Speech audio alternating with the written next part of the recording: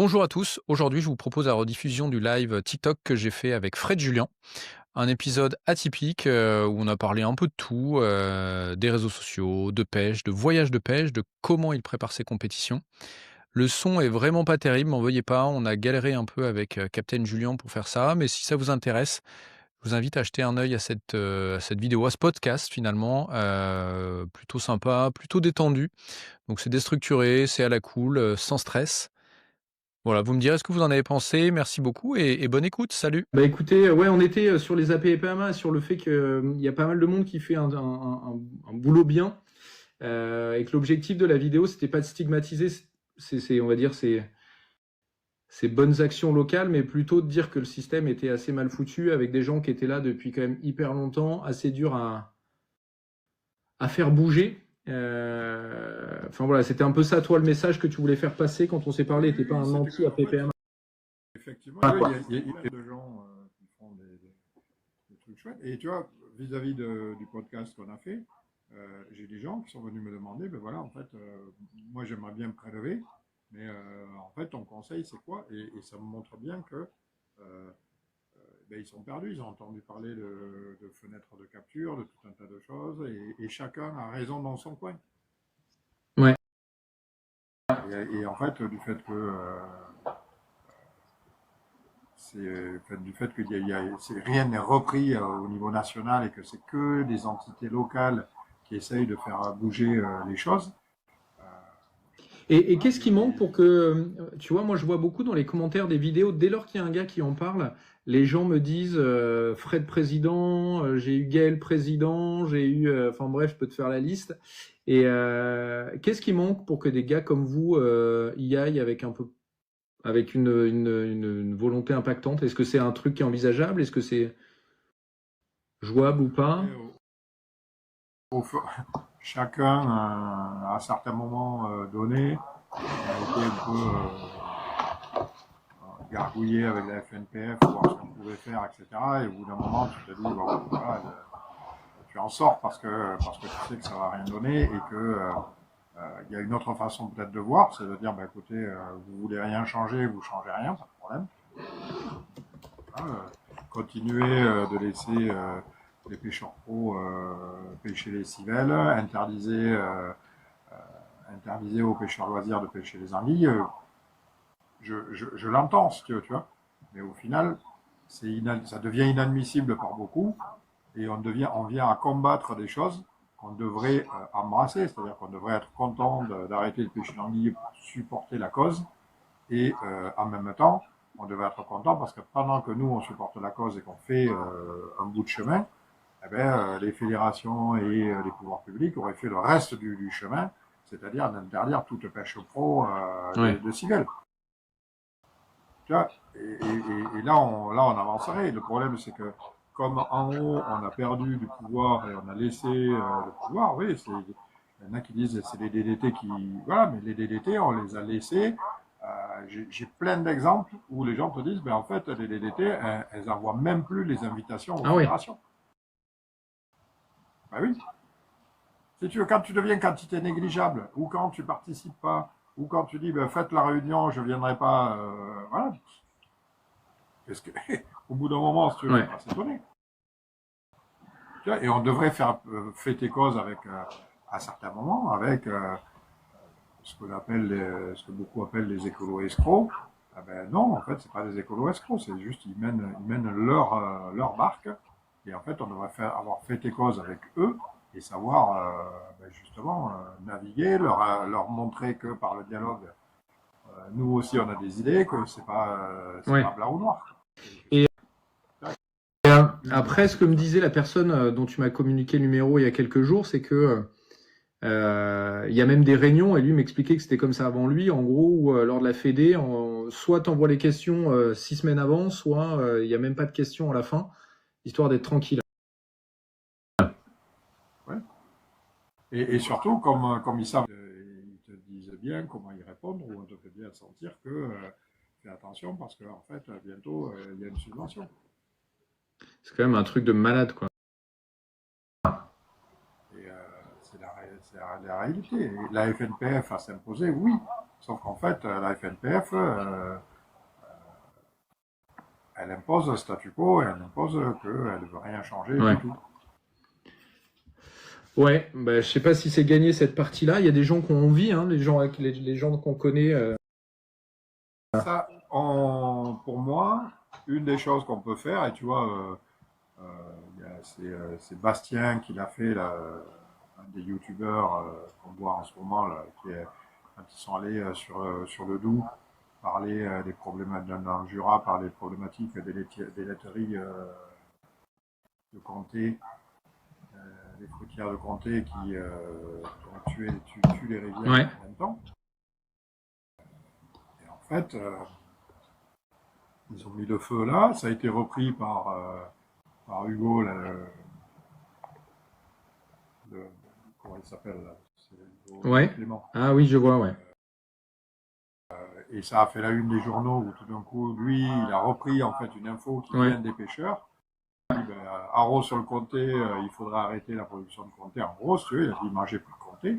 Et là, ça fait backlash, c'est nos traditions, touchez pas à notre comté, touchez pas Ouais. à notre fromage.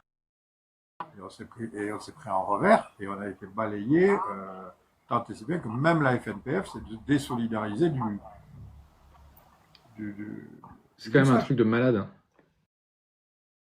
Et quand je vois là, dans le feed que certains parlent que ouais, il faudrait faire comme la chasse, etc., ben, c'est aussi un des dangers. Je suis désolé pour ceux qui sont pêcheurs et chasseurs, mais un des dangers, c'est que la chasse, c'est les propriétaires terriens. Globalement, on chasse aussi sur les communes, etc., mais il y a quand même une partie non négligeable des terrains du privé.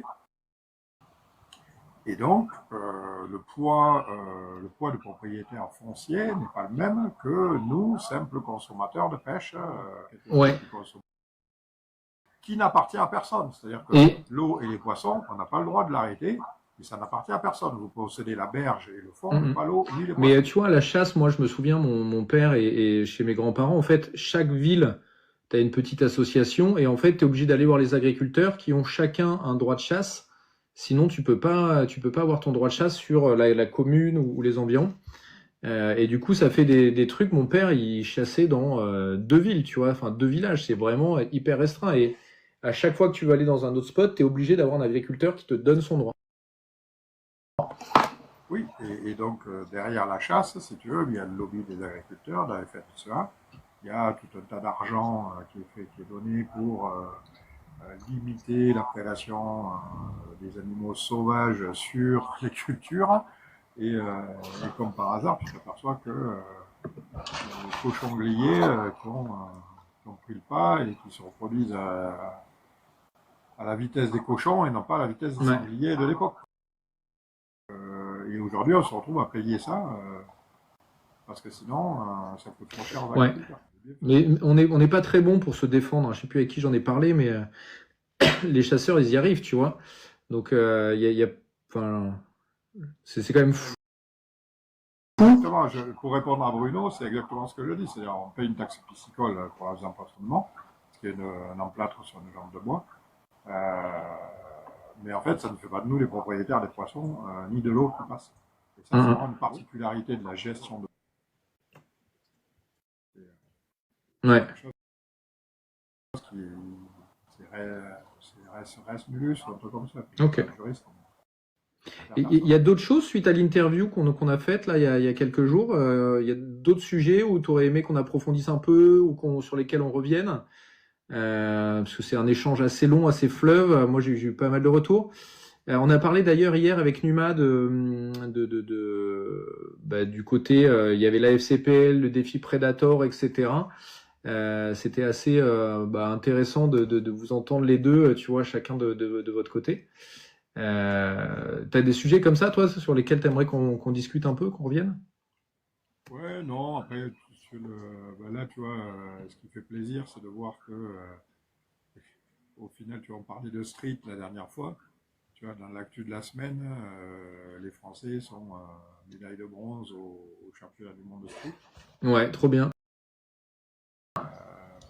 Ils ont fini crois qu'ils ont fini à égalité de points, mais au bénéfice de plus gros poissons ou d'un plus grand nombre de poissons. Je n'ai pas toutes les règles en tête, mais ils sont passés troisième. Et les Anglais, Cocorico, on les a mis en bas du podium. Et donc bravo, tu vois. Et finalement, tu t'aperçois que des Morgan, des Tom Bontempelli, des Jérémy Seguin, etc., c'est des cadres. Ouais. C'est des piliers du street depuis. Je me souviens, moi j'ai fait une des toutes premières, comme je te l'ai dit dans l'interview, à Paris, la première qu'il y avait eu à Paris. Et à l'époque, il y avait, alors je crois qu'il y avait Jérémy, je me souviens qu'il y avait Tom Bontempelli, on avait pêché ensemble. C'est des mecs qui sont là depuis des lustres, quoi, pour réussir à être au top comme ça, quoi. Tu as Baptiste Verger, il y a des gens qui sont plus jeunes, tu vois, qui ont pris l'ascenseur. Mais tu vois, c'est génial de voir ces gars. Et ce qui est dommage, tu vois, par rapport à si on parle juste un peu de compétition vite fait, avant de parler vraiment de pêche, tu vois. Mais ce qui est dommage, c'est que ces gars-là sont des cadres indiscutés depuis le départ. C'est-à-dire qu'au jour d'aujourd'hui, ils gagnent toujours des compétitions, ils sont toujours, là, ils sont vraiment à la tête. Et en fait, si tu veux, les entreprises ont juste mis un petit ticket sur eux depuis des années. Et en gros, leur notoriété, sans leur faire offense, elle est quasiment proche de zéro. Et c'est hallucinant, et ça fait un peu écho à ce que je pense à ce que disait Dumas après. Enfin, j'ai pas tout vu, j'ai pas eu le temps encore de tout regarder, mais j'en ai regardé la plus grande partie. Mais en fait, les marques, à un moment donné, il y a des choses qu'elles voient pas, quoi. C'est pas possible. C'est pas possible d'avoir des champions depuis des années comme ça et de pas avoir pensé à se dire comment j'exploite ces pépites, comment je suis proche d'eux et comment je fais en sorte que ces gars-là ont plus d'exposition et deviennent plus médiatiques. Ouais. Et tu penses que c'est les marques qui pourraient les mettre un peu plus en avant? De toute façon, non, mais Vanda, juste, comme j'ai mon frère de parler, Capitaine Julien, depuis que je l'ai vu passer. Alors, monsieur, vous parlerez quand vous connaîtrez les choses, ou alors vous demandez et on vous dira comment ça s'est passé. Et tout à l'heure, j'ai vu Pépon, où il y a d'autres gens qui sont peut-être de Navicom plus confirmant ce que je te dis. Je suis parti de mon plein gré, c'est moi qui ai amené, avec Christophe Soares, avec les gens de Navicom, on a amené un projet qui était la Navicom Academy, on l'a construit ensemble. Et en fait, quand je suis parti de Navicom, je suis parti de mon propre gré parce que j'ai été embauché par Canal Gratis pour être numéro 2 chez Canal. On en a parlé d'ailleurs, on en a parlé dans l'interview. Superbe, c'est du ménage, on n'y est pas, c'est dû à plein d'autres choses. Mais juste pour la précision, je ne me suis pas fait virer. Globalement, je me suis rarement fait virer, voire pas du tout, aucun. Numa plaisantait sur lui-même sur ce sujet-là, parce qu'il racontait qu'il s'est fait virer une fois ou deux, ce qui est un peu son actu du moment. Mais ouais, surtout qu'on en a parlé de ce sujet-là dans l'interview. L'auditeur en question, je l'invite à aller voir l'interview, parce que justement, tu expliques le fait que tu sois parti pour aller chez Canal Gratis, où d'ailleurs tu m'as dit que tu avais appris pas mal de choses, découvert une vision un peu différente. D'ailleurs, ça m'intéresse, comment ça fonctionne, etc. Que Canal Gratis, ils sont quand même omniprésents. Enfin, ils sont taillés une grosse part là sur tous ces sujets réseaux sociaux. Qu'est-ce que tu as appris? Qu'est-ce que tu as vu là-bas? Quels enseignements tu peux nous donner?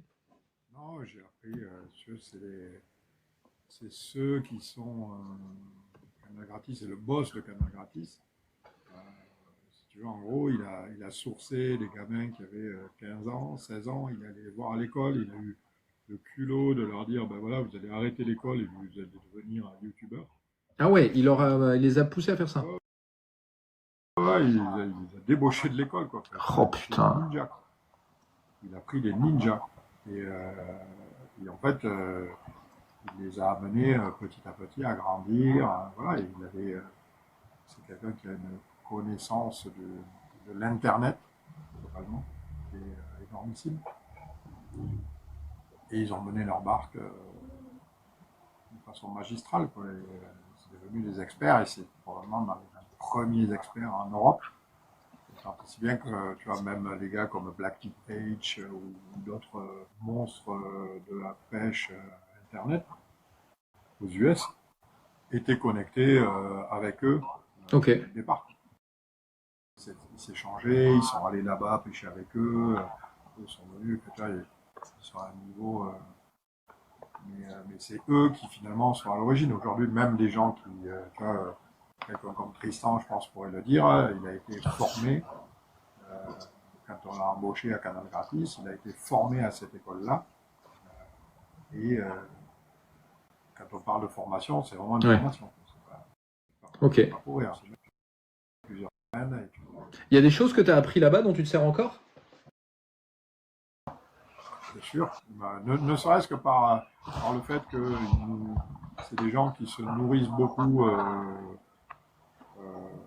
plein de choses. Donc, ils dévorent des livres, ils dévorent des conférences, etc. Donc, c'est des gens qui sont très à l'affût de ce qui se passe. Et donc, pour eux, la formation des gens qui... D'accord. Donc, ils t'abreuvent de liens, d'idées, de justement te nourrir de tout ça. Ok. Et ça, c'est un vrai débat d'ailleurs sur la limite entre entertainment, pêche, etc. Je sais que toi, tu as un avis assez moderne là-dessus. Qu'est-ce que tu en penses de tout ça, de tous ces réseaux sociaux Enfin, voilà, C'est-à-dire, l'autre jour, on l'a évoqué et du mal à synthétiser aujourd'hui dans la vidéo que tu as publiée là. Dans le podcast, où en fait, on revient, c'est un conflit de génération. Et on peut faire comme on veut, on aura toujours des conflits de génération. Donc voilà, il n'y a pas grand-chose à faire, c'est juste de les laisser, de picorer aussi, de s'inspirer de ça. C'est eux qui sont amenés à remplacer justement le système que nous on décrit, qu'on n'est pas arrivé à remplacer encore. On est toujours avec Rostand aux commandes, etc. Tu vois. Ok. Ok. Et ouais, je crois qu'il y a tout le monde, hein. Enfin, tout le monde. Il y a du TikToker.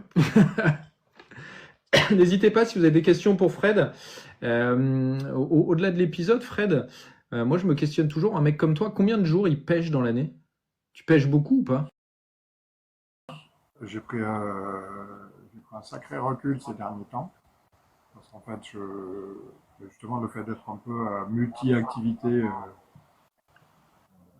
ça a réduit mon temps de pêche. Mais globalement, bon, je pêche quand même toute pêche confondue. C'est-à-dire que déjà, quand je suis en Norvège, je pêche quasiment tous les jours pendant 2 mois et demi. Donc ça commence à aligner. Donc si tu veux, oui, je suis entre 100 et 150 jours par an minimum sur l'eau. Ok. C'est jamais assez. Ok. Je sais plus si on a évoqué ces sujets-là la dernière fois, mais c'est quoi, toi? Enfin, si on a un petit peu parlé de ça, tes pêches préférées, tes poissons préférés, enfin voilà, les techniques préférées d'ailleurs, les gens me disent, il y en a qui trouvent que je parle trop technique, d'autres pas assez, etc. Qu'est-ce qui te donne envie de pêcher? Qu'est-ce que tu aimes faire, toi, Fred? Oh, moi, j'aime attraper du poisson, donc je vais m'adapter. Tu vois, là, je suis vert de rage parce que j'ai pas eu le temps de vraiment pêcher en surface cette année, à part en Norvège, où là, je pêche en mer en surface tous les jours, quasiment. Mais tu vois, là, je voulais absolument tester des choses en surface, tu vois, j'ai bidouillé des leurres, et j'ai pas eu le temps de le faire, tu vois, et ça m'énerve parce que c'est pour moi une des plus belles pêches, tu vois, c'est-à-dire faire du poisson en surface. Et il y a vraiment des choses à comprendre, tu vois, sur les pêches de surface. Les poissons, ils sont maladroits, en fait, les poissons, ils sont pas maladroits. C'est un poisson mort. Il faut bien comprendre que votre leurre, il va d'un point A à un point B en ligne droite globalement, et que quand il fait des écarts, il fait des écarts de quelques centimètres ou quelques dizaines de centimètres. Vous regardez n'importe quelle ablette, n'importe quel gardon, n'importe quelle perchette, elle va à 200 à l'heure, hein, elle fait des cadrages des bords toutes les 3 secondes. Donc, si vous voulez, s'ils sont pas foutus d'attraper ça, ils sont morts, quoi. Donc, ils sont foutus d'attraper un poisson qui s'en va à 200 à l'heure, et ils seraient pas foutus d'attraper notre leurre, hein, qu'on ramène à peine à 1 mètre autour de Manuel. Là, donc non. Par contre, pour moi, c'est vraiment ce qu'en mouche on connaît très bien et qu'on qualifie très bien, qui s'appelle le refus. C'est-à-dire qu'au dernier moment, si tu veux, il y a une balance risque-opportunité. Et tant que la balance elle penche côté opportunité, ben, le poisson va se diriger vers sa proie potentielle, soit à l'heure ou autre chose. Et à un moment donné, si tout d'un coup le risque est plus grand, il va dévier de sa proie. Parce qu'il il bascule de l'autre côté. Et donc, ça, c'est le refus. Et le refus, il ne peut pas avoir lieu à un demi-centimètre de la proie. Parce que lui, il joue sa vie. Lui, il n'a pas une carte bleue pour acheter à manger. Sa vie. Donc, si tu veux, au dernier moment, si tout d'un coup, il est persuadé que ça va lui nuire, ben, crois-moi, il se barre. Mais tu vois, il est obligé à un moment donné de suivre son idée et de dire opportunité, ah, risque, hop, je me barre. Et en fait, c'est ça. Et comme ils n'ont pas de main, leur seule façon de lever le doute, ben, à un moment donné, ça va. Mais comme un enfant, hein, comme les enfants qui goûtent, qui mettent tout à la bouche pour découvrir, quoi.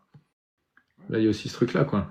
J'ai un truc qui passe et je vais y aller. Alors, j'ai vu passer une question. Ouais, le Revo Rocket, comme celui de Sombre. Ouais, j'ai vu que Sombre, il avait un Revo Rocket.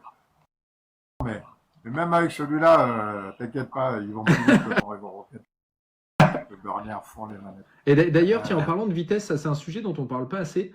Moi, j'ai eu la chance d'aller pêcher le bass à Okeechobee avec Patrick Sébil, où j'avais passé des vacances et il nous a mis une journée ou deux avec un guide de pêche de là-bas, où on a appris à pêcher à l'époque avec le flat shad, tu sais, qui est un vibration. Et j'ai découvert la vitesse de récupération, mais même quand tu crois que tu vas vite en France, t'es un ramolo, quoi. Les mecs, ils pêchent à une vitesse. Enfin, tu te dis, mais comment ils font? Et pour le coup, c'est des légendes. Il y a des années, donc Gaël, il devait encore être chez Pure Fishing, un peu comme ça. On pêche, on se retrouve à pêcher, je crois, on était au FAD. Donc on est sur le même bateau, etc.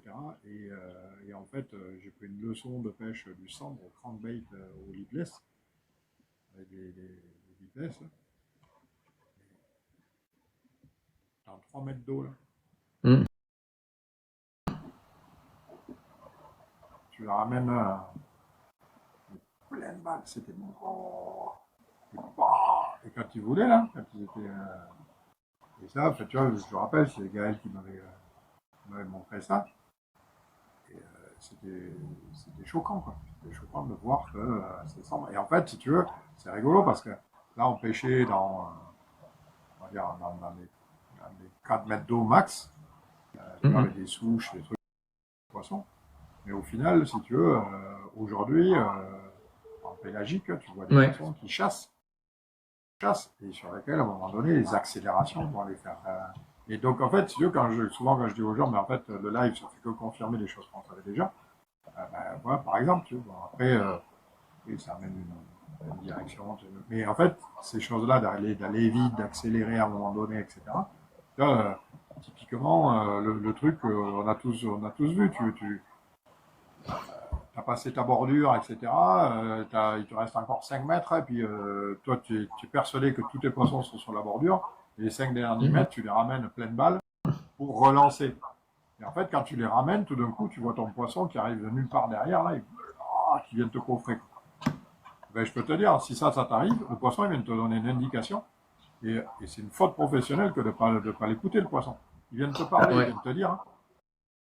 Mais t'évoques aussi un autre sujet d'ailleurs avec ça, c'est pareil, un truc que j'ai découvert aux États-Unis, le fait de pêcher, JC en parle dans l'interview que j'ai fait avec lui, Jean-Christophe David, de pêcher vraiment la partie dite pêchante, où il expliquait que son partenaire de pêche, il pêche vraiment que les premiers mètres, parce que statistiquement, il y a 20% de chances seulement que le poisson vienne dans les derniers mètres. Donc il disait, le gars, en fait, il pêche que le début, quoi.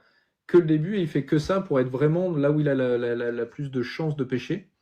Et en plus, en allant hyper vite, quoi. Enfin, c'est un truc de, ouais, c'est un truc de malade, ce sujet de vitesse. Et je crois que c'est Kevin Van Damme, d'ailleurs, qui disait, si t'as pas de touche, accélère. Et si t'as toujours pas de touche, accélère encore. Tu vois, Travailler les opposés, en fait. Quand tu travailles les opposés, au final, tu vas dans une direction. Et souvent, nous, en Europe, c'est pas de touche, finesse. Ouais. Pas de touche, on ralentit. On a encore pas de touche, mais on continue. Et en fait, à chaque fois, je dis aux gens, mais travaillez les opposés. Vous venez de faire une demi-heure sans touche. Changez. Travaillez, vous venez de ralentir, de pêcher plus petit, etc. Pêche à la même taille, plus vite. Pêche à la même taille, plus gros. Ou pêche à la même vitesse, mais plus gros. Et change qu'un seul paramètre. Si tu changes tout, tu ne sais pas ce qui a déclenché ta touche. Donc tu fais des cycles. Tu fais des cycles et tu changes. C'est quoi d'ailleurs, toi, les paramètres que tu regardes quand tu débutes une partie de pêche? Tu t'arrives avec tes idées, je viens pêcher le brochet, etc. Mais qu'est-ce qui va déterminer le choix d'un leurre dans une boîte? Par quoi tu commences, tu vois? Tu te dis, bon, ok, enfin, est-ce que c'est... Malheureusement, c'est le bon souvenir. C'est vraiment la pire des erreurs qu'on fait tous. Mais c'est vrai qu'on a tous nos 20-80, tu vois, où on est...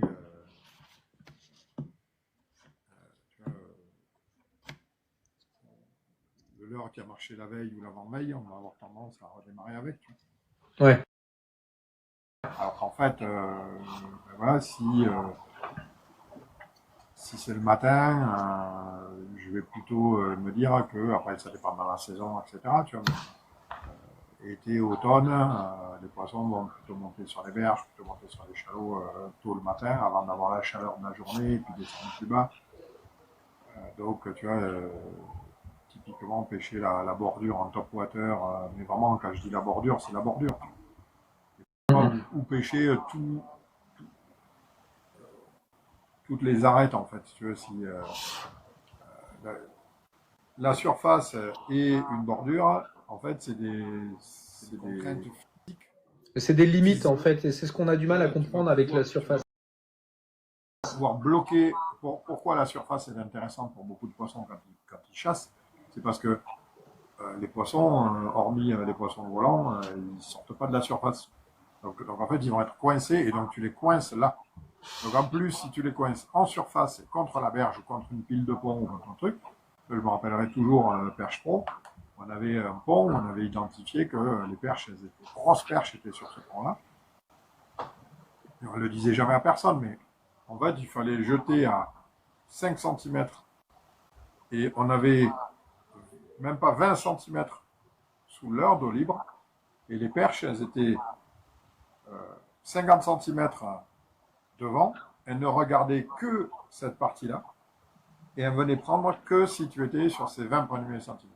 Tu sortais, elles ne prenaient pas. Et ça m'était venu, cette conviction, elle me vient d'une démo que je fais à Vienne.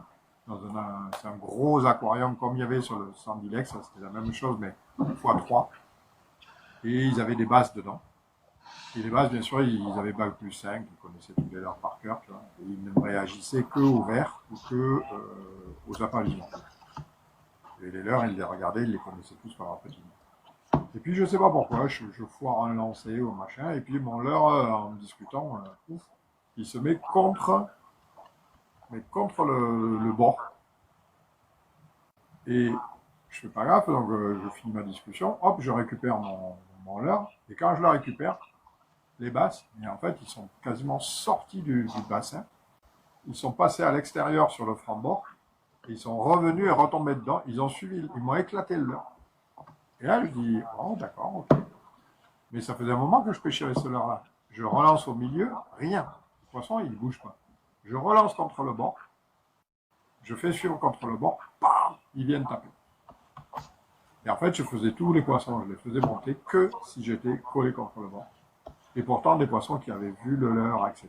Mais pour eux, c'était la même chose que les poissons vivants qu'on mettait dans le bassin. Les poissons vivants qu'on mettait dans le bassin, ils cherchaient un échappatoire, et ils allaient se mettre tout le temps dans les coins. Donc si tu mettais ton leurre dans les coins et que tu l'agitais, ben, c'était normal pour eux. C'était leur mode de chasse, là, et c'était comme ça. Et après,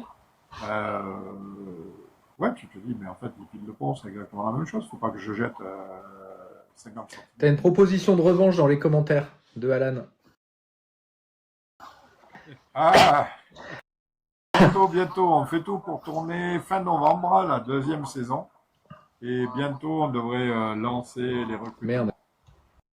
Mais Alan, t'es disqualifié, je suis vexé que tu aies gagné. Là. Ah, je vais postuler. Moi, je vais postuler pour défier le capitaine. Ok. Et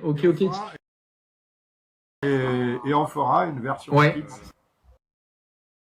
au printemps l'année prochaine, parce qu'on a eu beaucoup de demandes de jeunes qui étaient mineurs, mais ça demande une logistique particulière. Et donc à cette occasion-là, on fera quelque chose de spécial, un format un peu différent, mais toujours voler le capitaine, toujours à la fin un petit défi contre moi, mais voilà, on amène un petit truc sympa. Ok. Et on a un gros format qui arrivera aussi. Ah, tu balances du dossier, là, faut en dire plus. Hein. Ça, c'est secret encore. Mais je prépare un truc, ça sera pour dans un peu plus longtemps, mais on va faire une nouvelle compétition en France. Wow, banger, là. Mais du coup, tu me réserves l'exclu pour l'annonce. Hein. On fera ça ensemble. Hein. Ouais, carrément, ouais, je prends. Moi, je me questionne sur le YPC que tu as fait, où on te voit avec ton gros sac plano à chaque fois. D'ailleurs, je me dis, mais pourquoi il prend pas un sac à dos? Mais trêve de plaisanterie, Fred. Comment tu prépares cette compète? On a parlé de comment les autres préparaient et tout la dernière fois. Mais toi, comment tu t'y prends? Ça démarre quand? C'est quoi ta stratégie? Tu lis les cartes, tu regardes les cartos. C'est quoi la stratégie? Alors, une des choses qui est géniale sur les réseaux sociaux, ben, c'est justement que c'est un réseau. Et une des choses qu'on a développées au fil des ans, finalement de partir en solo là-bas, d'y aller à titre privé et autres, c'est aussi d'avoir pêché avec plein de gens différents, d'avoir vu des choses à plein d'endroits du pays, puisque faut remettre des choses en perspective. C'est des zones qui sont super grandes, c'est-à-dire que du point où on prend le caméraman jusqu'au point où on va pêcher, des fois on a 2 heures de route, 2h30 de route le matin. Et dans la journée, il se peut que je refasse 2 heures de route entre mon point de départ et mon point d'arrivée au soir. Donc ça fait vraiment des zones de pêche qui sont phénoménales. Et ça, c'est plusieurs années de travail pour avoir les zones. C'est minimum une semaine de préparation, l'idéal c'est 15 jours, mais suivant comment la date est prévue, des fois on filme quelques jours après l'ouverture. En fait, on arrive, on a 3 jours de préparation, suivant dans quel groupe tu es. Et tu vas avoir 3 jours de préparation et puis tu rentres direct dedans. Tout le monde a les mêmes impératifs, hein, donc il n'y a pas de... Tu vois, mais la préparation, ça peut être plus ou moins. Et on a déjà des centaines et des centaines de points. Et après, il faut aller au plus vite avec les informations que tu as. Et ça, c'est le réseau quand tu as très peu de jours. Okay. Le réseau qui va t'aider. Tu appelles les potes, tu dis bon alors, Samoa Amsterdam, c'est quoi, machin. Et le temps, la météo. Parce que quand tu as tout un pays à faire, la météo, c'est pas la même partout. Donc, en fait, tu peux choisir aussi, tu peux te dire, attends, là, je vais me prendre les grains. Il a plu pendant 3 jours sur cette région, mais plus vers l'Allemagne, il n'a pas plu. Donc, mes polders seront plus clairs là-bas. Donc, je vais focaliser ma recherche sur des polders qui seront plus clairs. Et en fait, c'est ça que je trouve dommage qu'on ne montre pas. C'est vraiment toute cette préparation où, en fait, finalement, c'est pas que nous qui rentreront en jeu, mais c'est aussi tout un tas de gens qui ont une connaissance Ouais. locale et qui viennent nous apporter finement, de dire, fais gaffe, dans cet endroit-là, les rivières sont en crue, tu auras de l'eau trouble. Alors, des fois, c'est débarque vite parce qu'il y a de l'eau trouble, ça pousse, et les cendres, ils montent sur les bordures chasser Ok. en pleine journée. Et pendant la compète, t'es aussi, je sais pas, quand t'es en voiture, t'es aussi au téléphone avec tes contacts en mode tiens, je suis allé là, ça mord pas. C'est tout à fait possible. Et oui, exactement, Julien Vernassière. La Hollande, c'est vaste et il faut des années et des années. Là, je ne peux pas vous le montrer, mais si je vous montre comment Google Maps, mes points sont organisés par zone YPC. On a 4 zones. Ok. Donc, en fait, ouais, alors déjà, nous maintenant, on fait des calques sur Google Maps. Donc, on est capable de faire des zones Ok. colorées. Ok. Et on sait que quand on traverse la route, on va changer de zone, par exemple. Donc, ça nous permet de travailler Ok. précisément, de regrouper les points. Et après, moi, au sein de ça, j'ai des points regroupés par zone de pêche. Et après, j'ai des points regroupés par poisson. Ok. J'ai des zones, des spots qui sont à perche, j'ai des spots qui sont multi-espèces, j'ai des spots qui sont approchés. Et, donc, c'est Google Ouais. est vraiment ton ami, quoi. Je veux dire, c'est énorme la quantité d'informations que tu trouves rien qu'en regardant Google. Et après, tu vois, il y a aujourd'hui plein d'applications. Tu as le Deeper Premium, là, quand tu utilises cette application. Laquelle? Moi, j'utilise Navionics en carto. Tu as Deeper aussi, le Deeper Premium. Ouais. Ok. En fait, c'est une carto communautaire. Et en fait, il y a beaucoup, beaucoup de gens qui, chaque fois qu'ils font des relevés dans leur coin, etc., publient la carto. Et donc, tu te retrouves, tout d'un coup, tu es dans une zone, tu regardes la carto dans la zone et tu t'aperçois qu'il y a des lacs qui sont entièrement cartographiés. Et donc, là, tu te dis, ah, là, il y a quand même des gens qui vont régulièrement. Ou alors des toutes petites portions de rivière et elles sont cartographiées. Tout le reste n'est pas cartographié, mais tu as des zones qui sont cartographiées. Donc, quand tu couples ça, et ça, pour le coup, c'est une cartographie active. C'est-à-dire que ça montre là où sont les gens, qu'est-ce qu'ils ont fait, etc. Et après, moi, j'utilise aussi beaucoup Navionics, parce qu'elle est très précise. Mais pour le coup, on va dire c'est d'information froide. C'est juste factuel, c'est Ouais. s'ils ont cartographié dans le fond. Voilà. Ok. D'autres tuyaux? Ça, pour le coup, moi, ça m'intéresse. Tu vois, typiquement, je vais en Hollande tous les ans. J'essaye régulièrement de trouver des nouveaux spots, etc. Alors, j'ai la chance d'être en embarcation gonflable, donc j'ai compris deux, trois trucs. Mais t'as d'autres choses que tu utilises pour préparer ça, voire préparer d'autres voyages d'ailleurs, ça peut être intéressant. Préparer les voyages, honnêtement, souvent quand même, ouais, la carto, entre Google, suivant les voyages, c'est pareil, si tu voyages en bateau, c'est une autre logistique. Mais si tu voyages en petite embarcation flotte ou que tu as pêché à pied, Google, obligatoire, Ouais. ou même Google Maps ou Google Earth, tu vois. C'est deux images différentes. Et des fois, les hauts fonds, les bandes nénuphars, etc., tu les vois sur l'un et tu les vois pas sur l'autre. Donc, Google Earth, je trouve qu'il y a quand même beaucoup de choses qui sont parfois Ok. plus visibles. Je trouve que tu te repères moins bien que sur Google Maps. Google Maps, c'est vraiment, tu sais immédiatement te situer. Je sais pas comment l'expliquer. Les routes sont bien posées, les noms, machin. Et puis l'avantage, c'est qu'en plus, quand tu cliques, tu peux voir. Je sais pas si tu fais ça, mais moi je fais ça quand je vais en Hollande, je clique et comme ça, tu vois la flotte un peu, c'est à quoi ça ressemble et tout quoi. Street View, moi je sais, mon bateau, j'utilise Street View. Et je sais que si j'ai un truc où je sens que je ne sais pas si je vais arriver à les tourner, etc., je vais regarder le dernier virage, comment il est, la route, machin. Tu vois, dernièrement, j'étais à la Cano. J'ai regardé sur Street View pour aller voir jusqu'à l'entrée, quoi. Ok. Tu vois, ça marche Ouais. pour la route comme pour l'eau, tu vois, des fois, je vois des choses. Je me rappelle, c'était en Hollande. Je regarde un spot au hasard et sur Street View, qu'est-ce que je vois? Je vois 5 mecs en train de pêcher sur le spot. Ah Il ouais. y avait 5 mecs avec des cannes à pêche sur le spot. Non, je suis pas malade. Il revient des Je- champignons. Non, non, j'ai passé éco-doppler, IRM, machin, le cœur, tout va bien. Non, non, non, t'inquiète pas. Par contre, oui, j'ai maigri. C'est totalement volontaire et c'est pas du tout malade. Et voilà. Mais il fallait que j'en perde un peu.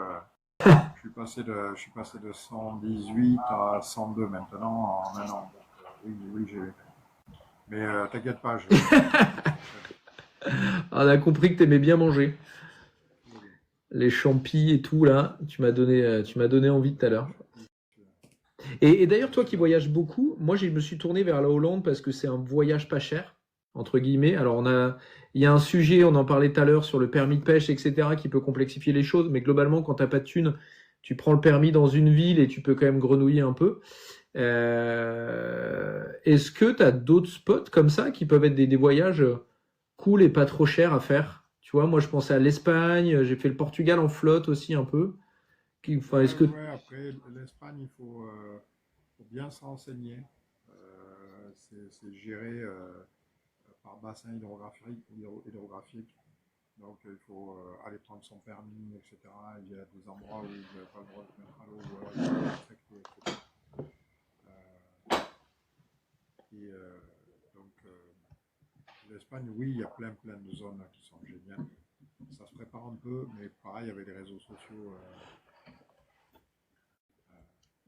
Ok. ça se fait bien. Le Portugal, j'ai trouvé ça génial, j'y suis allé l'an dernier. Euh, L'Italie L'Italie, aussi? Mais en bateau, du bord, c'est pas jouable. ouais, du bord, il y a des choses à faire du bord. Pourquoi pour le bass? Il y a des lacs, tu peux faire de la perche en flotte tube, des trucs de malade, dans des eaux magnifiques, avec des endroits magnifiques. Ok, intéressant. Et, et après, ouais, là je vois depuis tout à l'heure, il y a des gars qui parlent de prix des cartes. Ouais, il faut faire attention à de quoi on parle. En France, c'est cher si on veut. On en parlait tout à l'heure en privé. Moi, je viens en Hollande, je suis globe-trotter, je voyage dans plein d'endroits de la Hollande. Et en fait, si vous voulez vraiment faire gaffe, d'un côté à l'autre de la route, bah, des fois, vous aurez à prendre un deuxième Vispass, puis un troisième Vispass, et puis un quatrième Vispass. Et vous finissez avec 40 euros de Vispass principal, plus 20 euros de Vispass supplémentaire. Moi, j'en ai 7 ou 8 à l'année. Je peux vous dire que ça me coûte bien plus cher qu'en France. Les zones sont toutes petites, hein, c'est ce que je te disais. Moi, j'y vais depuis longtemps. J'ai des endroits où j'ai envie d'aller. Des fois, tu te dis, mais on a fait 50 mètres et en fait, c'est plus le même espace et tu rechanges encore. Donc, c'est bien quand tu pêches une ville, mais dès lors que tu commences à sortir, quand tu regardes sur l'appli, il y a quand même. Ouais. C'est complexe, hein. C'est complexe et ils rigolent pas sur les amendes, ce que je te disais tout à l'heure en off. On va voir cette année ce qui va se passer. Rotterdam et certaines associations qui ont fait scission de la volonté d'unifier le système. Et donc, ça va fortement impacter la façon de faire. Ok. Mais ouais, puis après, le, comme autre pays, honnêtement, pour ceux qui aiment un peu tu vois, se balader, la Slovaquie, La Slovaquie? c'est génial. Et il y a vraiment des perles, c'est-à-dire que tu peux louer là-bas des espèces de bateaux, Ouais. bateaux chalets. C'est des cubes en fer. Euh, ou de louer un Airbnb ou un chalet au bord d'un lac. Et en fait, ils ont plein de locations de petites embarcations pas chères, tu vois. Il n'y a pas de moteur électrique, il n'y a rien. Tu vas avec un petit tuff-tuff, tu fais tes dérives ou tu pêches au froid, tu vois. Et il y a vraiment des belles Ok. pêches à faire. Et là, pour le coup, les permis sont Ok. locaux. Voilà. Il faut déclarer ses prises. On voit là en ce moment tout le monde qui s'insurge sur ne touchez pas à notre liberté de pécher. Je ne veux pas déclarer ma prise parce que vous n'en ferez rien. En fait, c'est bizarre parce que dans plein d'autres pays, on déclare les prises et puis ça choque personne et ça n'a jamais choqué personne. Donc là-bas, il faut déclarer vos prises, etc. Et puis là, pour le coup, si vous faites choper, c'est des petits Ah ouais? carnets à la main. Hein. Oui, tout simple. Et tu vois, là, j'aurais dû, j'y suis pas allé cette année, j'ai pas le temps, mais à cette période-là, il faut aller pêcher tous Ah, les ok. jours. Hein. Et l'an dernier, j'y étais là, cette période-là, et j'ai fait mon premier gros 104 à 4 cm. Il y a une question qui vient de passer d'ailleurs je crois que c'était plutôt nord ou plutôt sud pour les carnassiers, je crois. Ouais, plutôt pays nordique ou sud en général, et eau douce ou mer. Alors, la mer, oui, parce que maintenant, tous les étés, ça fait depuis 2012, je suis tous les ans au Lofoten, donc vous n'enlèverez pas ça, c'est un truc de débile. Vraiment de débile. Quand vous faites, je vais parler en mille, mais quand vous tombez sur, vous alignez un peu les planètes, là, et que vous tombez sur des soirées, des journées où ça veut bien monter en surface, vous en ferez tous les jours en surface un peu, mais il y a des jours où ça s'aligne vraiment, et vous allez faire des dérives de 1 000 nautiques, voire 2000 nautiques. Cette année, j'ai fait 2000 nautiques, tous les lancers, toutes les cannes du bateau étaient pendues à tous les lancers en surface. Et tu vois pas une Ouais, ce chasse. que tu disais dans l'interview, ouais. Ça me rend dingue. Donc si tu veux, de quoi on parle, quoi. Je veux dire, ça c'est addictif, quoi. Tu vois,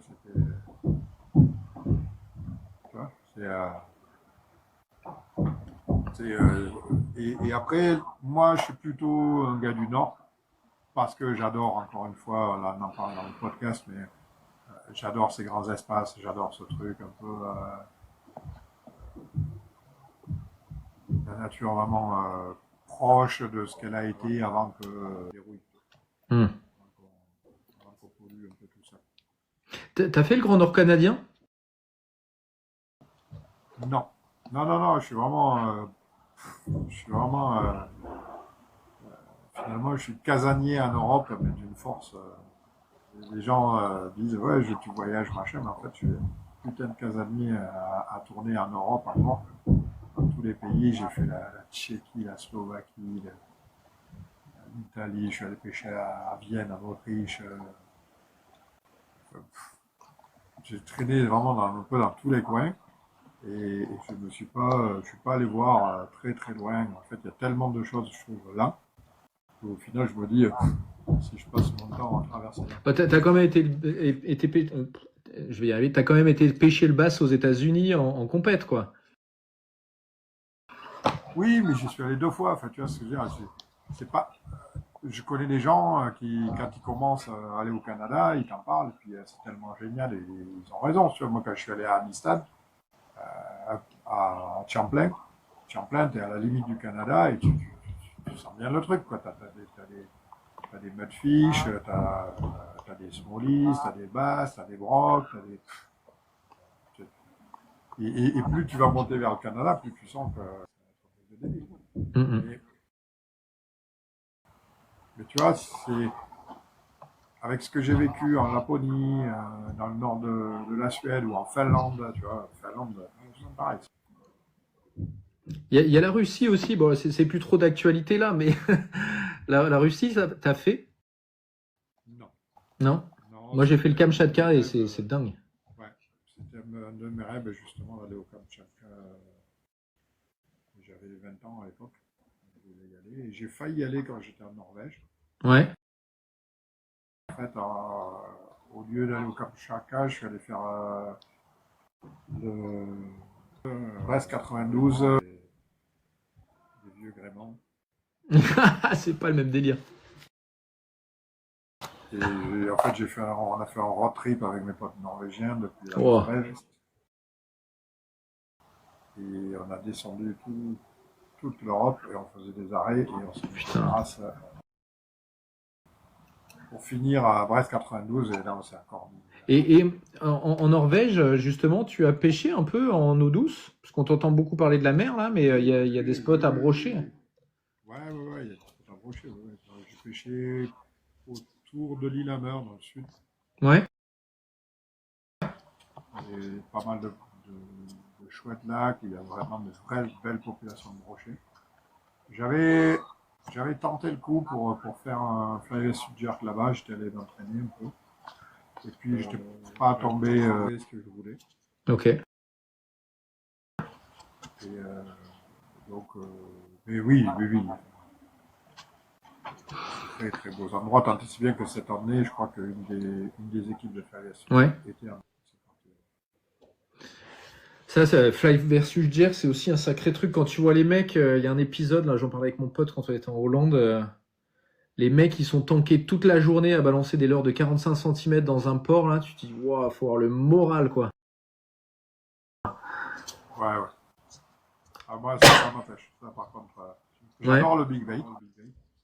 Mais alors, traquer le spécimen, ça me gave. Et puis c'est dur, hein. Moi, là, je viens de passer une semaine, on a balancé des leurres de 25-30 cm toute la semaine. Putain, à la fin, j'ai mal au bras. Alors, j'ai pas des gros bras, mais, mais c'est quand même chaud, quoi. Non, moi, c'est pas ça qui me. En fait, comment te dire, il y a un tel. Quand tu arrives à ces poissons-là, ils sont pas vieux et gros pour rien. Mm. Et c'est comme nous. Hein. si on vient gros, c'est pas pour rien. Non. Donc, si tu veux, les poissons qui viennent vieux et gros, c'est que ils ont compris quelque chose. Ils ont déjà la génétique qui va bien. Mais surtout, ils ont su tout évacuer pour que entre leur zone de repos et leur zone de nourrissage, il y a le moins de chemin possible à faire. Parce que chaque fois qu'ils se déplacent, c'est du risque. Donc en fait, ils vont réduire le risque pour trouver une zone partout où ils ont vécu, et ils vont tout d'un coup identifier cette zone-là, et ils ne la quitteront que pour la reproduction. Et là, tu vois, dernièrement, je pêchais avec Théo, là, qui est venu compléter mon équipe dans le Live Fishing Challenge, là, qui est un amateur. Et on discutait de la pêche du silure, tu vois. Et c'est un chasseur de spécimens, pour le coup. Et en fait, tu vois, il comprend, mais il suit ses poissons. C'est-à-dire qu'il va t'expliquer que ces gros poissons, ils ont un comportement particulier, ils sont toujours dans cette zone-là. Ils ne bougent pas de zone. Si tu dois les faire, tu vas les faire là, pas ailleurs, parce qu'ils se nourrissent que là. Et en plongeant, comme ils plongent, en plus, ils les voient ailleurs, mais jamais il les fait mordre ailleurs. Ah ouais. Jamais il les voit. Donc il a bien identifié en plongeant qu'il y a des zones de repos, des zones d'attaque, et tu ne dois pêcher que dans les zones d'attaque. Donc si tu veux être chasseur de spécimens, ça suggère d'avoir cette connaissance du local. Et moi, je suis trop un gypsy fisherman à avoir cette connaissance du local. J'ai les clés, ou que si quelqu'un m'explique, je vais comprendre ce qu'il me dit, et je vais dire, voilà quoi. C'est qui qu'on n'entend pas assez fort du pike.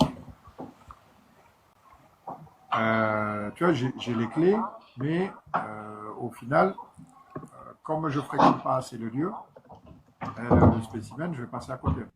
Ok. C'est un truc de fou, ça. Hein. Enfin, moi, je trouve c'est typiquement l'épisode auquel je fais référence. Enfin, moi, je les trouve hallucinants, les mecs. De motivation, quoi. Faut avoir une envie de dingue pour. Et puis, il faut être sûr de toi, parce que t'as beau avoir la théorie de ils sont là. Putain, passer 8 heures à balancer des leurres de 40 cm sans bouger. Wow. Bravo. Alors, le cormoran n'a pas changé le comportement du poisson. Mais les cormorans, ils existaient avant que nous. Entre guillemets, les cormorans ou les autres oiseaux piscivores, ils sont bien avant nous sur les zones. Et quand on se déplaçait à pied ou à bicyclette et qu'on n'accédait pas à certaines zones, les oiseaux piscivores, ils étaient bien présents partout. Donc Donc, si vous voulez, je ne suis pas sûr qu'ils l'ont changé. Par contre, ce qui est certain, c'est que les poissons connaissent les dangers des oiseaux piscivores, de cormorans et d'autres, et qu'à un moment donné, ils vont trouver une parade si en fait si en fait il n'y a pas d'autres limitations à leur population. On peut dire, on peut accuser les cormorans de taper sur les cendres, etc. Tu vois, par exemple, lac X. Maintenant, si EDF et si la fédération n'ont pas fait de convention avec EDF pour que EDF maintienne le niveau au moment où il y a eu les cendres qui ont frayé et que EDF baisse le niveau pour des raisons X et Y qu'on nous invente à chaque fois, et que pendant 3 ans, les frayères de cendres se retrouvent à sec, eh ben, si tu veux, c'est pas...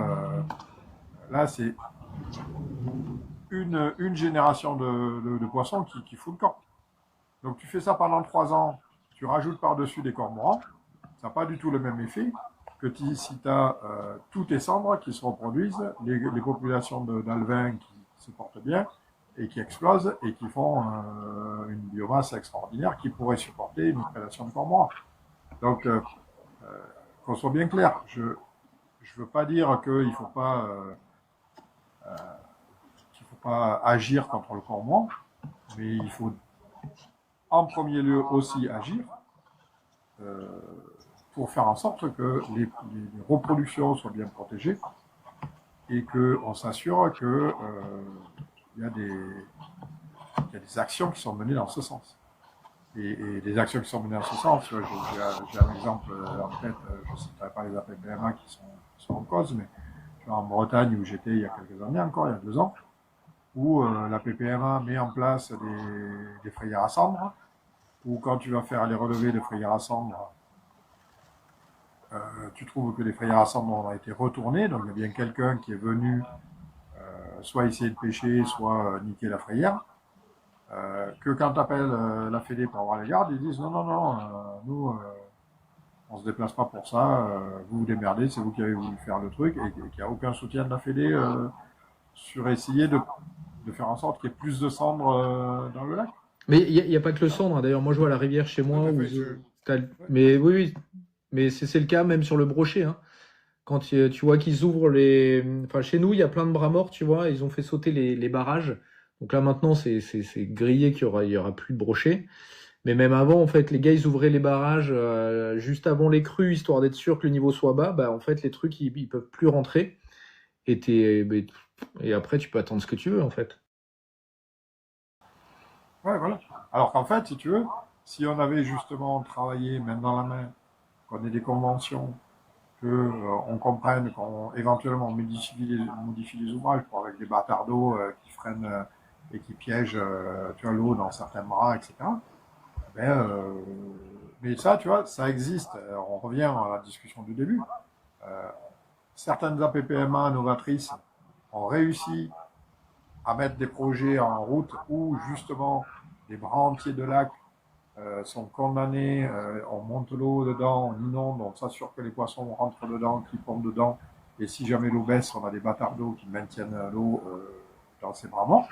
Et ce qui fait que les alevins vont se développer, et ça, ben voilà, c'est lettre morte, c'est dans un coin, ça fait pas école. Et encore une fois, voilà. Qu'est-ce que tu penses aussi du sujet de la pêche de nuit? À l'époque, on avait fait une réunion avec la FNPF, on était quelques assos divers et variés, on est invité à la FNPF, Inch'Allah, et on est dans le Saint Graal, et donc en face de nous, enfin avec nous, il y a la Fédé de pêche au cou, les carpistes, pêcheurs de carnassiers, quelques assos d'activistes, pêcheurs. Et tout ce joyeux monde, on fait un tour de table et on dit ben, qu'est-ce que vous avez qu'est-ce que vous avez comme problème, tu vois, on essaie de quantifier un peu et d'écouter un peu tout le monde. Un tour de table, chacun donne ses problèmes. Et puis, une fois qu'on a fini le tour de table, je dis à la FNPF, je leur dis, vous avez remarqué quelque chose sur le tour de table? Non, quoi? Je dis, vous n'avez pas remarqué qu'il y a un groupe de pêcheurs qui a aucune doléance, qui est super content. Et qui a, bon, en gros, ils sont pas emmerdés, ils ont rien à dire. C'était les pêcheurs au cou. Je leur dis, voilà, en gros, les pêcheurs au cou, ils pêchent toute l'année. Il n'y a pas de maille. Et ils pêchent toute l'année. Il n'y a pas plus libre comme pêche que ça. Et eux, bizarrement, ils n'ont pas de problème. Et tous les autres, on est tous en train de vous parler de la même chose, qu'en fait, on est restreint, on n'arrive pas à bien pêcher, qu'il faut protéger nos poissons, etc. Et en fait, eux, ils ont accès à beaucoup de poissons, parce que c'est la base.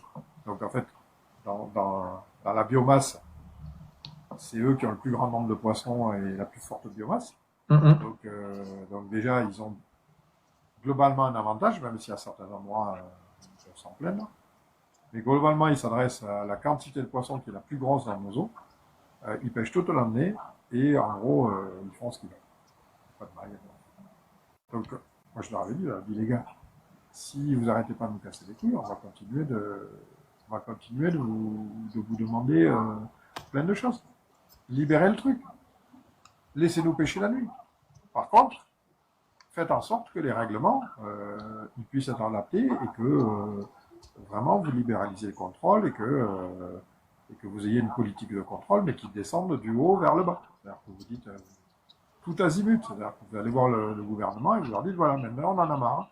On veut que vous contrôliez de plus en plus, que la gendarmerie elle soit sur la route à contrôler les pêcheurs, que la municipalité elle dise à ses polices municipales contrôler les pêcheurs, comme on est contrôlé en Hollande. C'est la même chose. Surtout, tu vois, la pêche de nuit, moi je vois en mer, on a le droit.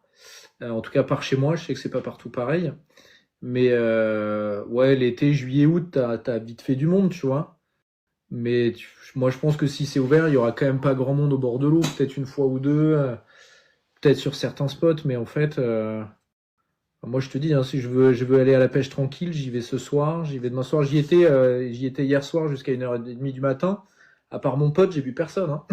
Tu vois. Mais sauf que si tu veux, quand on aura du monde sur l'eau, eh ben, on verra aussi des choses qui se passent la nuit plus facilement. Là, aujourd'hui, j'ai vu passer un poste où il y a un gars qui a vu, je sais plus où, c'était, je crois que c'est sur la Saône, défilé. Ouais, j'ai reçu le message pour faire un épisode là-dessus aussi, ouais. Non tagué, etc. Et j'ai pas eu le temps de leur répondre, mais moi je le faisais sur la Vilaine. Sur la Vilaine, tous les filets que je voyais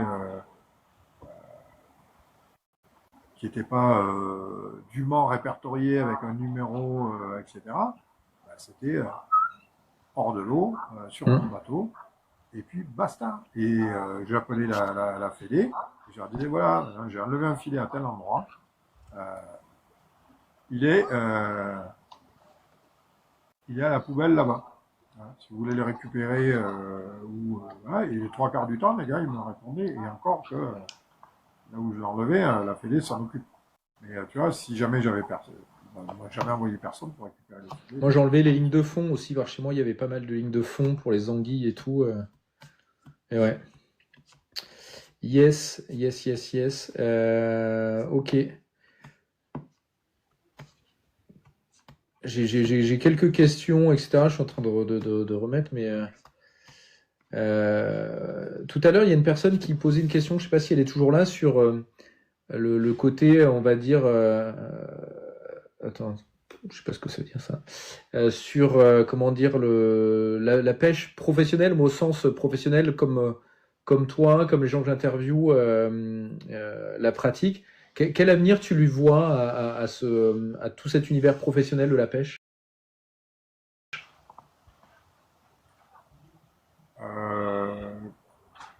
J'espère que, honnêtement, je souhaite vraiment que ça continue de se professionnaliser. Parce que ça voudra dire que le milieu est dynamique et qu'au final, si tu veux, aussi en se professionnalisant, ben, ça va avec certaines responsabilités, tu vois. Donc moi, je trouve pas ça mauvais. Je sais qu'il y en a qui se disent business, machin, etc. Mais en fait, c'est deux choses qui continueront de s'affronter, si tu veux. C'est de là que j'ai formaté le concept de street fishing tel qu'on a fait. Tu vois, c'est l'opposition Jean Desvilles, Jean Deschamps. Et Jean Deschamps, caricaturant fortement, c'est le gars qui a les pieds dans la boue, qui est ancré dans son terrain, qui autour de lui a des propriétaires terriens, ils ont beaucoup plus, ils ont accès au foncier parce que pour X raisons, ils vivent en province avec tout ce que ça comporte dans leur vie, tu vois. Ils n'ont pas de transport en commun, ils ont leur voiture, ils se déplacent, ils ont accès à des grands espaces dans lesquels il y a peu de monde, moins de monde qu'en ville. Euh, donc tout ça, ça influe sur leur façon de voir les choses et de consommer les choses. Donc c'est des gens, Jean Deschamps, il est plutôt contemplatif, tu vois. Le matin, il va se régaler quand la brume elle se lève d'être tout seul sur son coin de pêche. Et c'est son coin de pêche parce que il le connaîtra plus. Peut-être qu'il en voit moins, parce que par contre, il connaît très bien celui-là. Et donc, pour eux, la mobilité, c'est pas la même chose. Alors qu'en fait, quand tu es en ville, tu n'as pas accès au foncier de la même manière, c'est beaucoup plus cher. Donc, tu as accès à un espace de vie qui est beaucoup plus restreint, donc tu dois avoir moins de choses aussi. Tu es prêt à payer plus. Tu vas à la gym, tu vas pas en pleine nature, tu vas dans une salle et tu marches sur un tapis en plastique, et tu lèves de la fonte, et tu payes. Et tu es d'accord pour payer. Donc ça, tu vois, pareil, la philosophie est différente. Et ça, c'est Jean des villes, tu vois. Et Jean des villes, par contre, ben, lui, il communique plus. Comme il partage l'espace autour de lui et qu'il n'est pas forcément propriétaire, ça ne le dérange pas de communiquer. Il a moins ce côté, c'est mon coin privé, c'est mon coin, moi, je vis dans un environnement qui est différent. Et la pêche, elle a pris du fait que une grosse partie de la population aujourd'hui correspond à des gens de ville. Ben, la pêche a un peu pris Ok. le travers. Et je pense que c'est ce qui l'a un peu sauvé. C'est-à-dire que depuis quelques années, on a quand même pas mal recruté. C'est pas pire, c'est pas aussi pire qu'on pensait. Euh, donc, on a gagné des pêcheurs d'une certaine manière. Et on le voit bien avec tu vois, toute l'énergie et l'activité qu'il y a autour des réseaux, que ce soit YouTube, maintenant TikTok, etc., où il y a une communauté énormissime qui finalement vient contredire un ressenti de beaucoup d'autres personnes, où Jean Deschamps se sent attaqué dans sa pratique par tout un tas d'activistes écologiques. Qu'il y a eu, pas que écologique, dans la pêche, tu vois, il y avait eu ce sujet autour du no-kill, etc. Il y a souvent ce genre de sujets, quoi, qui sont pas faciles quand tu es à la campagne et que tu pêches tes 3 trous d'eau autour de chez toi. Oui, c'est en fait, c'est en fait vraiment pour moi deux optiques totalement différentes. Et je pense que la pêche aujourd'hui, elle s'est quand même bien renouvelée et elle avance grâce justement à cette ouverture qu'on a eue vers les zones plus urbaines qu'on a finalement qu'on s'est mis à pêcher alors qu'on ne les pêchait pas il y a 15 ans ou 20 ans, ou pas du moins, on Mm, ne le montrait pas de cette manière-là. Et ça a donné envie à des gens de, de dupliquer ça, de le faire pour eux. Et je pense que la nouvelle génération continue dans cette voie-là et explore cette voie-là. mm. C'est bien parce que c'est là où on aura du soutien et on contrebalancera certaines des attaques que ce soit. Et après, nous, il faudra à un moment donné aussi abandonner certaines choses parce qu'il y a des choses qui ne sont pas défendables et qui sont plus défendables dans une société moderne telle qu'on a aujourd'hui. On peut le regretter, j'ai pas d'avis là-dessus, c'est pas. Mais tu vois, le sujet de la pêche au vif, je suis désolé pour ceux qui pêchent encore au vif, c'est difficilement défendant. Et en fait, on va continuer de perdre du terrain si on continue vraiment à défendre. Ouais, mais d'un autre côté, t'en as qui disent que défendre le no-kill, c'est aussi ouvrir la porte à ce que les activistes disent, mais les mecs, en fait, vous jouez avec les poissons, vous êtes des fumiers, on arrête la pêche, quoi. Ouais, mais est-ce qu'ils n'ont pas raison aussi? Peut-être. Je n'ai pas forcément. Alors, j'ai des éléments de réponse parce qu'il se trouve que j'ai un background scientifique un peu et que, si tu veux, quand on veut nous vendre que les poissons sont sensibles ou machin, etc.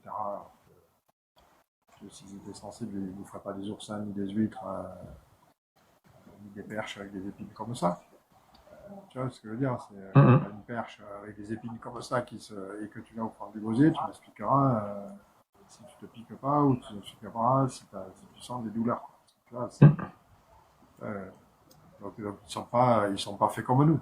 C'est juste, voilà. Et chaque poisson est différent. Chaque poisson est spécialisé dans ce qu'il fait. Parce que la bouche d'une carpe, c'est pas pareil que la bouche d'une dorade. Ok. Avant de terminer, parce que on va peut-être pas garder les gens toute la nuit. Alors, c'est pas une rubrique nécrologique, hein, le prend pas mal. Mais quel héritage t'aimerais laisser dans le monde de la pêche?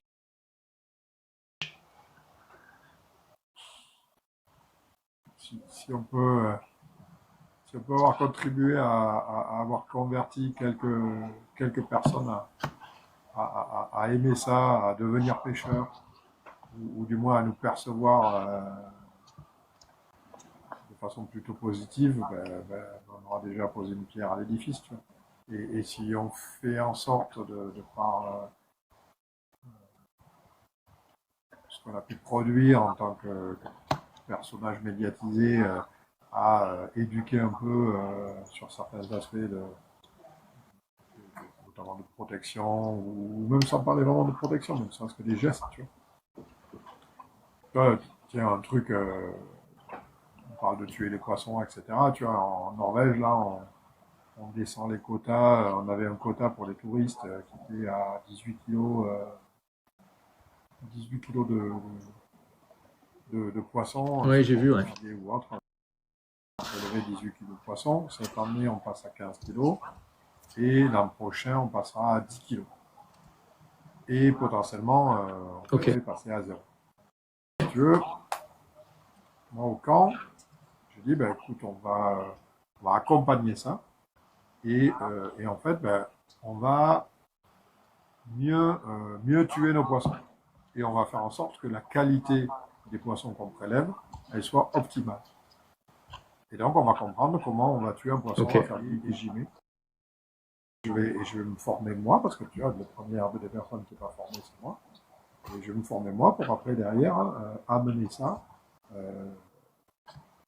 aux clients du camp et leur dire, voilà, vous avez prélevé moins, mais par contre, prélevez de la qualité et apprenez. Et au final, si tu veux, si de cette pratique-là, il en reste quelque chose, et qu'à chaque fois qu'ils prélèvent un animal, ils en prennent soin, et qu'ils fassent que la qualité de la chair qu'ils vont manger derrière, elle est meilleure, tout d'un coup, tu te dis, j'ai peut-être besoin de moins de poissons. Je ne vais pas les tuer n'importe comment, ni n'importe où. Tu vois, moi, souvent, je fais la réflexion là, ils me disent, mais t'en manges jamais. Mais j'ai dit, je suis tout le temps dans des hôtels et je suis tout le temps sur la route. Qu'est-ce que tu veux que je prenne un poisson? Je vais le mettre où? Tu vois? Donc, je vais tuer un poisson pour tuer un poisson. Tu vois? Par contre, si j'ai un campement et que j'ai un feu de bois et que j'ai une grillade à faire, je vais tuer un poisson et je vais faire la grillade. J'ai pas de problème là-dessus. Mais tu vois, au final, je préfère le manger dans de bonnes conditions plutôt que de manger un truc qui aura traîné au fond de mon bateau toute la journée avec 50 degrés au soleil et quand j'ai pas de glace. Non, il faut que ça reste un plaisir. Le côté, je remplis le congèle, ça existe encore. Hein. Moi, je vois pas l'intérêt. Enfin, chez moi, tu vois, il y a la pêche au maquereau. Les mecs, ils en pêchent tellement, ils remplissent les congèles, ils en laissent au bord de la route. Si, mais tu veux pas juste en pêcher 20. Avec 20, t'as déjà de quoi arroser tout le quartier, créer un bon moment, tu vois. Là, j'ai le père d'une copine. Ah bah on en a gardé 150. Pourquoi faire? Ah bah on a fait plein de rillettes. Mais même avec 150, qu'est-ce que tu fous les rillettes? Tu les t'embouffes pendant 12 ans, quoi. Bref. Bon, en tout cas, Fred, c'était un chouette échange. Je te remercie de m'avoir réaccordé un peu de temps à refaire. Voilà, c'est un échange un peu plus décousu et un peu plus à la cool. En tout cas, c'était très chouette de t'avoir avec moi. Je pense que tout le monde a l'air d'avoir apprécié. Donc, un gros merci à toi, Fred. À tous ceux qui ont suivi. Et Merci. puis n'hésitez pas, quand vous nous, en tout cas moi, quand vous me contactez en MP, etc., j'essaie vraiment de répondre. Si je réponds pas, n'hésitez pas à me re-solliciter, c'est que j'ai souvent des sollicitations et quand ça descend dans le feed, des fois j'oublie de faire remonter. Et je souligne aussi d'ailleurs, Fred, excuse-moi de te couper, que tu fais partie des quelques rares, avec Numa notamment, à répondre aux commentaires j'ai vu sur les vidéos YouTube que tu allais de temps en temps répondre à certains commentaires. Donc à la fois je te remercie et je trouve ça assez cool et assez respectueux des gens qui prennent le temps de te faire un petit message de soutien ou de questionnement, etc. Donc merci à toi. Non, mais ça fait partie, pour le coup, ça fait vraiment partie du job. Et que c'est ce qu'on, j'estime que c'est ce qu'on doit en retour. Et quand vous nous suivez, ouais, il faut qu'on soit capable de prendre le temps de passer vous répondre. Alors des fois, ben, c'est un peu plus long parce que on a des agendas, on est sur l'eau, etc. Mais de manière générale, c'est pour ça que je dis aux gens, n'hésitez pas à venir retoquer. Parce que c'est avec plaisir que je m'excuserai de ne pas avoir répondu rapidement et que je vous répondrai de toute façon. Eh ben écoute, merci Fred, merci. Je vous invite à vous abonner à la page de Fred, à la mienne éventuellement. Cette vidéo, je vais la mettre aussi sur ma page secondaire, Tous des Tom Sawyer 2 sur YouTube pour ceux qui veulent revoir, ceux qui n'ont pas pu tout voir, etc. Donc voilà, merci à tous pour votre soutien et puis à très vite et salut Fred. Et juste Sabix, ouais, et j'ai vu qu'il a beaucoup commenté. Merci les commentaires et j'ai vu des choses auxquelles je voulais répondre, on n'a pas eu le temps, mais voilà. On refera. Moi, je suis content de faire des échanges. On fera ça, Fred, avec grand plaisir. Yes. Ciao, Allez, Marc. salut, ciao.